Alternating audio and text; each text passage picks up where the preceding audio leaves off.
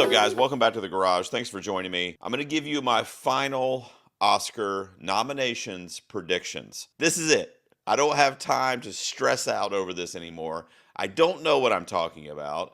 I've been listening to podcasts. I've been reading articles. I've been watching interviews with filmmakers and actors in a lot of these films. And I said, you know what? I'm going to give you the top of the line categories. These are my final predictions. There'll be timestamps below if you want to jump to different categories. Now, of course, we got to start with Best Picture of the Year. I think as we're sitting here, the top 6 are pretty much set. That leaves 7 through 10 as a bit of a free-for-all for those last 4 spots. Let's start with what I think are the definitive nominees for Best Picture this year. Of course, there will be 10 in that category. It makes it a little bit easier because, of course, when we get to the acting categories and the director, there will only be 5. But in dealing with Best Picture, I think the number one most likely to get nominated, that is a definite shoo-in in my opinion, is Christopher Nolan's Oppenheimer. This is an epic one half of the Barbenheimer phenomenon this year. Not only that, some people are saying it's Christopher Nolan's best movie. So his name will come up later when I talk about Best Director also. There's so many things I could say about this movie, but the wide scope, the fact that it's based on a true story, and frankly, all the press and coverage and critical acclaim that the movie's been receiving for the last 6 months, in my opinion, make it unstoppable. Number 2 most likely to get nominated for Best Picture, and an obvious shoo-in to me personally, is Martin Scorsese's Killers of the Flower Moon. Another film that, how should I put this, is way too long, but it's from one of the greatest filmmakers of all time and definitely a living legend. The movie stars powerhouse actors like DiCaprio and De Niro, who will also probably get nominated in their respective categories, but it features a standout, knockout, unforgettable performance from Lily Gladstone as well. This movie is just sits on a mountaintop when you're thinking of epic films this year. I can remember back in the summer of this year, we were talking about this, and I was making prediction videos. A lot of my friends were doing prediction videos and articles, and they still are. What's wrong with us? It's a sickness. But nonetheless, back then, we would talk about Greta Gerwig's Barbie, and we would talk about it kind of carefully. Like, maybe not.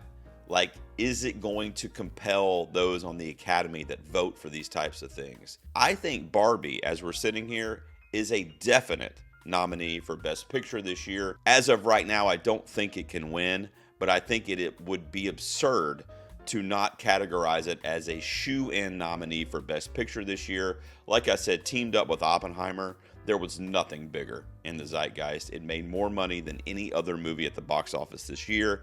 So it's going to have the popular appeal as well, which the Academy needs that. They need to reach out to the general public, to the people that went out to the cinema this year, this summer, during Barbenheimer. That's why I think those 2 movies sit comfortably in the top 3 for Best Picture. Another shoo-in, okay? I literally just saw it last night as I'm recording this video, but I think The Color Purple is the number 4 movie to slide in for Best Picture. I think that Steven Spielberg and Oprah Winfrey being behind it, the fact that it's a musical being released on Christmas Day, those historically almost always get nominated for Oscars. I mean, I don't know, your West Side Stories of the world, it's just a thing. I just think that it's a very important story, obviously an African-American story, and the pedigree behind this movie because of what the original film did back in the 80s. And of course, this is a musical version of that movie. The Academy knows the story well. I think they're going to realize the importance and the impact a movie like this could have. I think it's one of the guaranteed Best Picture nominees this year. The only movie that I'm going to mention tonight as I'm discussing these potential nominees and predictions that I have not seen is Yorgos Lanthimos' Poor Things. But I think that is your 5th nominee for Best Picture, and I think it is a guarantee that it will get nominated. I always get a little weary when I haven't seen these movies and I can't really commentate on my personal kind of connection or opinion of them. It's been at the top of my watch list for a long time. I'm literally checking my mailbox every day for a screener for this movie, as it also is not supposed to be released until Christmas. But I think all the critical acclaim, Yorgos's pedigree with the Academy, the favorite most recently being one that they loved. Emma Stone's praise for this movie, most likely going to be in the Best Actress discussion this year. I think that Poor Things could be that kind of hip film that's really out there and really artistic that the Academy could take a chance on. I don't know about chances of it winning, much like I said with Barbie, but I do think that it is a guarantee of one of the 10 to get nominated this year. And then my number 6 for my definite, that I think this one and the 5 before it, I would bet everything that they get nominated in the final 10. But my number 6 is Bradley Cooper's Maestro, the film about Leonard Bernstein I just saw about a week ago, and it is a beautiful movie.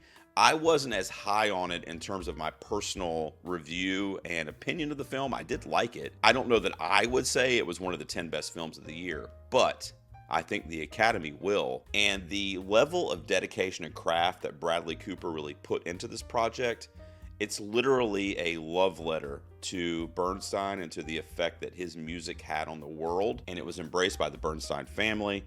I think that this movie, with its black and whites, its period piece set in different eras, 50s, 60s, 70s, present day, I mean, it's all over the place thematically and tonally, and just so many different swings are taken in this movie. But I think it is your 6th shoe-in for a Best Picture nomination this year. So 7, 8, 9, 10, I'm going to kind of list the 4 that I am putting in as the final 4 to get into 10 for Best Picture. First, let me talk about a few that I'm not putting in there, but would not surprise me if they sneak in there. First of all, May December from Todd Haynes, another Netflix property, by the way. Doesn't stand as good of a chance as Maestro, in my opinion, but 2 phenomenal lead performances, co-leads, I'll just say, from Julianne Moore and Natalie Portman.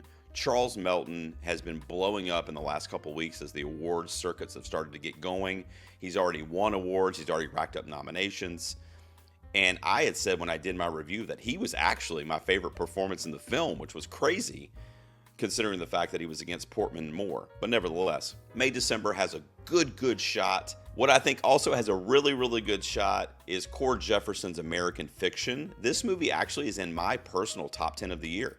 I absolutely love this film. It is a satirical, comedic take on race relations, and it's very funny but also very eye-opening. And it's one of those movies where its tongue is planted in its cheek, but it is trying to tell you something. It's not just trying to be funny. It's funny in spite of itself. Jeffrey Wright gives the performance of his career. I mean, he's really good in this. Sterling K. Brown should be mentioned a lot more this award season for supporting actor. He's phenomenal in this. And then the other one that I'll mention is Jonathan Glazer's The Zone of Interest. One of my favorite movies of the year, but also my favorite movie this year that I never want to see again. A very hard watch, a very uncomfortable watch, but again, a very important watch. I've mentioned that a few times with a few of these movies. I think that it is a movie that should be seen, that will be educational, not just entertaining. And like I said, it'll make you sit with your uncomfortability to the point of realizing the impact that some of these things in Nazi-occupied France meant to a lot of people, and how it still affects hundreds of thousands, if not millions of people today. So, with those few out of the way, I'm looking at my list. Here we go. My number 7 to get in for Best Picture is going to be Alexander Payne's The Holdovers. I just saw it last week. It's a feel-good movie. It's a period movie. It takes place in 1970. Paul Giamatti gets down with this performance, slays it. So does Dominic Sessa. So does Divine Joy Randolph. The movie as a whole is a beautiful film with a great independent style. I think that some snubs in the past that have come Payne's way and Giamatti's way will maybe become a little political here with The Holdovers. But for different reasons that I've said and some that I haven't, I think that this movie's getting into the final 10. Some people have this at number 10, I've seen.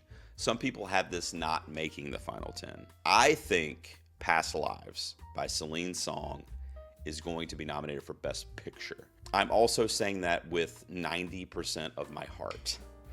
This has remained in my top 3 to 5 movies of the year all year since I saw it back in March. It's beautiful storytelling.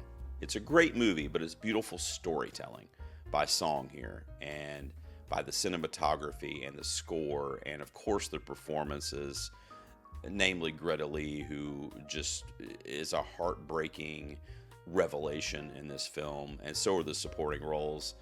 It is such a beautiful movie about moving on, about friendship, about love, about what could have been, about fate, and the choices that we make in our life. And it's told in a very real and grounded way that connected with me very deeply, and I think it could with a lot of the Academy members as well. All right, here we go. An animated film getting nominated for Best Picture. I think so. Spider-Man Across the Spider-Verse. It has been documented that I think this is a good movie, but at the same time, I think the world freaked out. I don't think it's as great as, like I said, the world kind of made it sound.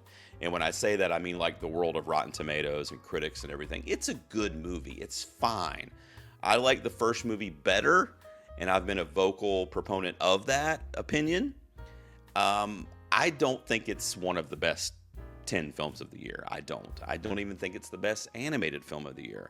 Hello, Suzume and the Boy and the Heron. Am I right?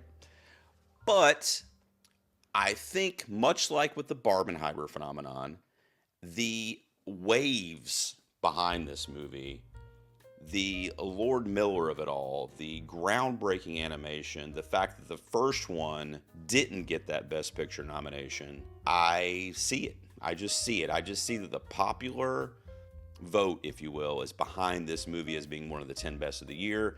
It's been a minute since there's been an animated film nominated, so I'm giving it to Across the Spider-Verse for your 9th Best Picture nominee. My number 10 Best Picture nominee is 98% Heart. I'm not going to give you my review right now, but I just saw Sean Durkin's The Iron Claw about 3 nights ago, and I haven't stopped thinking about it. This is another biopic about the Von Erich wrestling family, predominantly in the 80s, that was so emotional, so kind of pulse-pounding, requiring your investment. It was tragic. It was funny at times. Zac Efron turns in something here that I, frankly, no offense intended, did not think that he could do what he did in this movie. I just was floored by this film. It's easily one of my best films of the year. It comes out on like the 22nd nationwide. I think if enough critics get behind this film, which I've seen pretty much nothing but praise thus far, it's got A24 behind it. I am hopeful that it will get enough late momentum, late December, early January, to sneak it in to that 10th spot over a movie like May December, which I liked, but not nearly as much as The Iron Claw. I think The Iron Claw getting in here, along with movies like Barbie and Past Lives and Spider-Man Across the Spider-Verse, would be huge, because those are all, in my opinion, popular films, like across the spectrum of general audiences. So that's almost half of the nominees. I'm going to start the charge here. I'm going to lead the charge for The Iron Claw, and when it comes out, guys, please see it. It is a heart-wrenching story of family, and I'm putting it in my predictions. Again, this is my final predictions video for nominees, so I'm throwing it in there as the 10th nominated picture. All right, when we get into director, best director, I think there are 2 only guaranteed nominees. Those 2 are Christopher Nolan for Oppenheimer. He is into director. He's also probably going to end up winning, in my opinion. And Martin Scorsese for Killers of the Flower Moon. Since I've already kind of talked a little bit about all these movies for the most part when I did my best picture commentary, I'm not going to get deep into them. Again, the timestamps are below if you want to go along to the different categories. I'll just kind of touch on these throughout the rest of this video. My last 3. I don't know. It's a toss-up. Here's what I'm going with. I'm going with Bradley Cooper for Maestro. What he did in this movie, the research, the dedication to the authenticity, getting the family involved, the kids, Bernstein's kids, filming it at his ranch, at his estate where he grew up, where he lived. And I thought now the acting was phenomenal too, but if I had to pick one thing, let's get Cooper a directing nomination. I know it's early in his directing career, but A Star is Born was a masterpiece. Maestro, from the director's chair, is that masterpiece with new, unique ingredients thrown into it. And then for my last two, I'm going to give it to Greta Gerwig for Barbie. I think we need female nominated directors. Please, if they're the best movie, great. It's male, female, it's whatever. But I'm just saying, you cannot tell me with movies like Barbie and like Past Lives, you cannot tell me that these females are not absolutely slaying it from the director's chair. I think Greta Gerwig has the best chance of those females this year to get nominated because of the scope of Barbie and the zeitgeisty universe that it created and exploded. And I think she gets in there for Best Director this year. And then for my fifth spot, I'm going to give it to Alexander Payne for The Holdovers. There's a couple movies that I think could sneak in there, and I already mentioned them as well. Todd Haynes for May December, for that fifth spot's a possibility. Cord Jefferson for American Fiction. And then Celine Song would be my next female on my list for a possible nomination for Past Lives. Jonathan Glazer for Zone of Interest. There's a lot of people that could sneak into what I'm putting at my number 5 as Alexander Payne, The Holdovers. We'll have to wait and see. Moving on to Best Actress. This is another one where my heart's going to do a lot of the talking. And my friends that do these prediction videos and that are awards pundits are going to be like, Gerald, you're an idiot. You never do predictions with your heart. And they're right, but I'm doing it. I'm doing it. Now, if it's a guarantee, like, yes, the world's saying it, then I'm going to stick with it. The first two on this list for Best Actress are guaranteed, in my opinion. And that's Emma Stone for Poor Things, most likely the winner based on what I've heard, and Lily Gladstone for Killers of the Flower Moon, who Apple TV actually kind of shifted the campaign from supporting actress to lead actress for her, which is going to make it tougher, if you will, for her to win the Academy Award because she's going to be against people like Emma Stone. But I think it's true, and I think it's what should have happened because, in my opinion, Lily Gladstone's Molly, literally everything happening is around the Osage story, and Molly is the representation of the Osage for the audience. Now, number 3 for me, and actually for a few other people I've seen, is Carey Mulligan from Maestro. I mentioned Bradley Cooper from the director's chair. From an acting perspective, Carey Mulligan did the best work in this movie, in my opinion. She was heart-wrenching. She was playing that kind of loving companion wife, but still with a bitter tongue and living through so many different things with Bernstein and his success and having to give up her own career and raise her children and then later battling cancer. And Mulligan goes through so many different arcs for the one character in this 2-hour film that it's a truly mesmerizing piece of acting. It really is. So I think Carey Mulligan's going to get another Academy Award nomination here for Maestro. And then my last two, I just saw it, and I do think that Fantasia Barrino for The Color Purple is your 4th slot for Best Actress. I think that The Color Purple is going to get a ton of nominations. I really do. I think that it's going to get rained down with technical stuff. The lead of Fantasia Barrino she can sing. I mean, she can sing. There's no question about that in the musical numbers. But she really does bring that emotion and that heart to this character. And she carries it on her shoulders in terms of the story. And it's kind of all driven by her character in The Color Purple. Now, my number 5 for Best Actress is my heart. Let's make it happen, guys. Greta Lee from Past Lives. She was number 2, I think, in my predictions back in like April when I did the first video for these. And I'm keeping her in my top 5 like 9 months later. So she was in my first predictions video. She's going to be here in my final predictions video. Is it my heart talking? Absolutely. But I've already talked about her tender performance and the beautiful way that she captures this kind of conflicted character and the story of the choices that we make in life. And I just do not want to live in a world where she's not recognized for her performance in Past Lives. Other ones that could sneak in there, that I didn't put in my top 5. Other people have, and if they got nominated, I would not be shocked. I'll just list a few of my near misses. Margot Robbie for Barbie.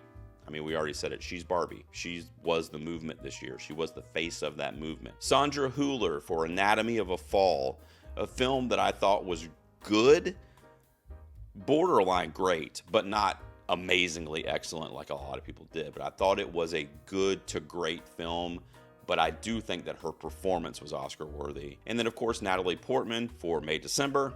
I mean, it's Natalie Portman. What are you going to do? And Kaylee Spaney is a big upset kind of pick. I loved her quiet, tender, subtle performance in that movie, and it wouldn't surprise me. It wouldn't surprise me, but I have her right outside the top 5 right now. All right, so for Best Actor, I think you have 3 shoe-ins. Here they are. Cillian Murphy for Oppenheimer. Forget about it. He's the winner for Best Actor this year, I think. I'm just calling it. He's also the most likely to get nominated. Then you have Bradley Cooper for Maestro.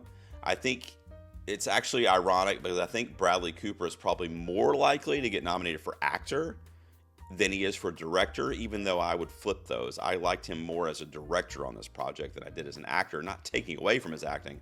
I'm just saying if I'm comparing the two, I liked his filmmaking a little bit more than the portrayal, but I did like the portrayal, but just if I had to pick. The third shoe-in, the 3 of 3, is Paul Giamatti for The Holdovers. I think that his snub from before in an Alexander Payne film is going to come back to scream in the Academy's face this time around, and he is too good in The Holdovers as this crotchety teacher, kind of turned mentor, father figure. He's just too good. He's too good in it. So real and so grounded and so relatable. And his mannerisms, his facial expressions. I mean, the guy is acting on another level in this film, and I don't see how you don't throw him a nomination. I don't know about a win, although that would not really surprise me either as I'm sitting here. But I think Paul Giamatti is your third shoe-in. For the last 2, some people will say that Leonardo DiCaprio from Killers of the Flower Moon is a shoe-in. I'm saying it's a maybe, but I do have him in the final 5. His performance annoyed me in Killers of the Flower Moon. I didn't really like it, to be honest. I didn't hate it necessarily, but after a while, his Ernest character kind of became like a spoof to me. Like it was like slapsticky after a while, and the movie's long, so you kind of have to endure it a little longer than I wanted to. And he unfortunately takes center stage in this movie as the character of Ernest, and Molly unfortunately takes a little bit of a back seat, which was really my main gripe with Killers of the Flower Moon overall. I think Leo does good in this movie. I don't think it's near his best performance. I really don't. You know, movies like The Departed or Blood Diamond or, you know, I wasn't a huge fan of The Revenant, but I think The Revenant was a better performance than this one in Killers of the Flower Moon. And then for my 5th spot for Best Actor, it's a toss-up between Jeffrey Wright for American Fiction and Coleman Domingo for Rustin. I think Jeffrey Wright, right now as we're sitting here in early December, has a little bit more chatter behind his performance, which is not opened wide yet. But I think if you put those 2 performances next to each other, Coleman Domingo gives the more layered, nuanced, real person in Bayard Rustin performance. So again, whenever it's a biopic or the actor's playing a real life person, especially someone as important historically as Bayard Rustin is, I'm going to give them the nudge. But if this is flipped in a month and Jeffrey Wright gets nominated, I'm not going to be mad about it. I loved him in American Fiction. I already said I think it's the best performance of his career, and it's an illustrious career. But I also think it's the best performance of Coleman Domingo's career in Rustin. That's a movie that's already streaming on Netflix that people can watch at home, Academy members. And I think that the movie is like mid. I'm not even necessarily talking about my opinion. I'm talking about like consensusly, but nobody is saying that I've seen anything negative about his performance. It's just stratospheric in this movie. He's so energetic, he's so charismatic, and he turns an otherwise kind of boring movie into a fascinating historical biopic. And then just some near misses. I mentioned Jeffrey Wright for American Fiction, also Andrew Scott for All of Us Strangers. Oh my God, another movie that I just saw yesterday, and I am a broken man after seeing that. Andrew Scott absolutely blew me away in that movie. And then Tao Yu from Past Lives, I already talked about that movie ad nauseum on this video. And I think his heartbreaking kind of puppy dog wandering the streets of New York after Greta Lee is very charming, and you can't help but to be on his side. He never feels like a villain in this movie. He's always a sympathetic character. And then the other one is Zac Efron for The Iron Claw. A near miss, I think, but man, what a day, what a morning that would be if I heard them say Zac Efron for The Iron Claw on Oscars nominations morning. Let me run through the supporting real quick. So for supporting actress, I think you have only two locks. And then really, it's hard to even really fill out the five just because they're all like tied with each other. But Divine Joy Randolph for The Holdovers, she's my number one. Danielle Brooks for The Color Purple, which I talked about a couple times already. Aside from Fantasia, really the star of the show in that movie, I think she gets nominated for The Color Purple. Then when you go to 3, 4, and 5, I don't know. I'm going to throw another Color Purple actress in at my number 3, and that's Taraji P. Henson. She was in a lot of my early prediction videos as well before I started getting wind of Danielle Brooks's performance in the movie.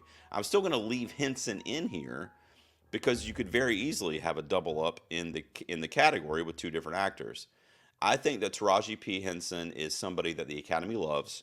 She's been nominated before. She's always involved in the award ceremony in some way. And she's a name. She's arguably, besides the behind the scenes like Oprah Winfrey and that kind of stuff, she's arguably the biggest name in the movie from an acting perspective. Penelope Cruz is fucking off her rocker in Ferrari. Ferrari's a Michael Mann movie that I actually really dug, and I've seen that it's been really divisive in the critical community. I just saw it a couple days ago and I really liked it. It was a return to form for Mann for me with movies like Insider. Just the beats of the movie were awesome, and Penelope Cruz as this like woman scorned in the movie. Oh my God, she is so good. There's two, maybe three scenes in particular that all three of them could be like Oscar clips. I mean, she's like going in, and we know she's a multiple nominee. Penelope Cruz is my 4th. And then number 5, I have no idea. A lot of people, in fact, maybe every pundit that I follow is putting Emily Blunt for Oppenheimer in their top 5. She just misses for me. As we're sitting here, I'm going to regret this. So Emily Blunt's right outside my top 5. Viola Davis for Air, playing Michael Jordan's mother, also right outside my top 5 because I think it would be literally the only nomination for Air if it were to get one. I don't think it's going to get anything else. And then Rachel McAdams for Are You There, God? It's Me, Margaret is right outside my top 5 too. If any of those 3 that got mentioned were in the 5th spot, I would be a happy man. I think they're all amazing actresses and amazing films and really killed their respective roles. However, I'm going to put the most memorable performance from Saltburn at my number 5 for supporting actress, and that's Rosamund Pike. Her comedic, witty, kind of out of touch with reality mother character sipping martinis by the pool in Saltburn is one of the most enjoyable performances that I watched all year. And honestly, with the exception of Linus's cinematography, perhaps production or costume design, I don't see a lot of nominations coming Saltburn's way because despite the fact that I loved it and it's probably in my top 10 of the year, people hate it.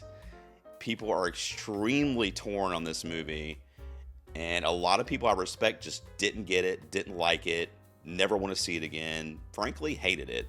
I'm the opposite. But I don't think, what's funny is all those people that I've heard kind of bash Saltburn as a film, none of them have talked poorly of Pike's performance. They all praised it. They all said she was hilarious, magnetic on screen, and she is. All right, I'm going to wrap up on supporting actor, which ironically, I think is the easiest category. I think all 5 of these nominees I'm about to list are locked in. All 5 of them. Now, with that said, they would not be the 5 I would pick. A couple near misses. I mentioned Coleman Domingo earlier, so let me talk a little bit about him from The Color Purple. He plays this kind of villainous but somehow charismatic character in that movie that is extremely memorable when he's on scene, and you love to hate him in this movie. I think he stands a chance.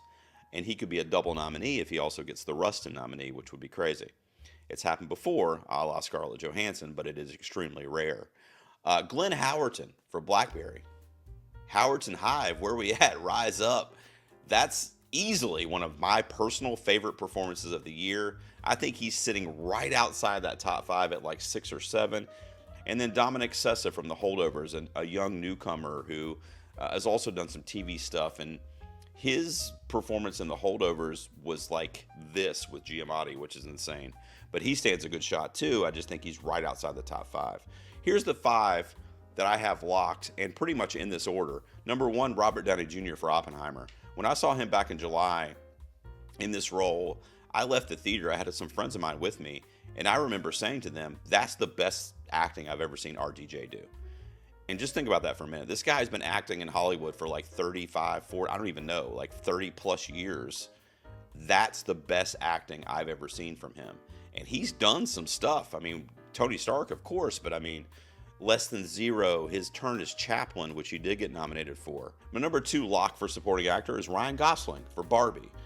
Another performance that when I saw it, I walked out of the theater going, man, Gosling, he'll do anything you give this guy. I mean, you could give this guy a role playing a squirrel, you know, I mean, he would nail it. I mean, he is an actor that knows the assignment every single time, and he was so funny in Barbie, but not only was he funny like in that kind of satirical slapsticky way, but in a way that made you kind of understand the naivety of his character.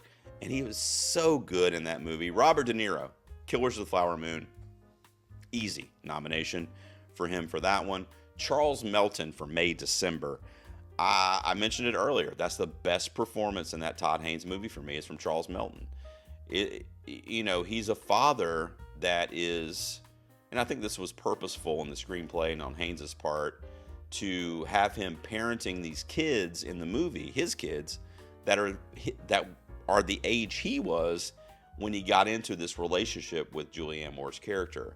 And to see the jump in time there and how he kind of starts to come to terms with his reality and the history of his life and what his life may or may not be going forward because of the choices that he made as the age of his children or even younger is fascinating. And it's truly heartbreaking and just a moving performance by Charles Melton. I think he's getting in. He's already won some awards as we're sitting here, and his nominations continue to rack up.